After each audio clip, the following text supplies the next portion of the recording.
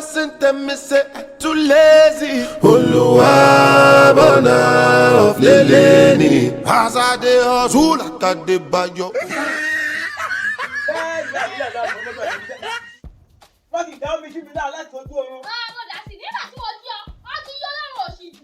Wọ́n ní mo ti ṣẹ́ta ò dá. Ní tẹ́tẹ́ bó lọ ńlá tó tóbi sí mi náà ìgbà mi gbogbo ọmọ Nàìjíríà. Bó lọ ńlá ìlà wọ́n sì tóbi tó tó báyìí sí mi náà. Sọ̀rọ̀ ẹgbẹ́ òní ni ọjọ́ bíi Alhaji Kamaludin, the CEO Outlet Travels and Tours. Òní lọ́jọ́ bíi Auladi. Láìlà ó tún tóbi sí mi náà kò tún lọ mọ́. Ọ̀dọ́ ọba ṣẹ̀ṣẹ̀ lọ́wọ́ sábà wíṣì wọn. Òótọ́ ni òótọ́ lọ́jọ́ ó yẹ kí n wíṣì ẹ̀. Mo bá wo lúgbà ẹni ó jíire lò pọ́ọ́lé o. Ǹjẹ́ bọ́bá wà rẹ̀ ẹni ó jíire ní sàárẹ̀? Bí Àkànní Àọ́lá kí bá ti jíire ààbò ṣẹ́gun òjijì ò wá nípa ọ́. Àrùn onígbé ọdẹ lágbára wá ìdùwọ́ bá mi òkè. Aya rẹ̀ ò wá ní daya láya. Ọmọ rẹ̀ ò ní dọmọ ọlọ́mọ.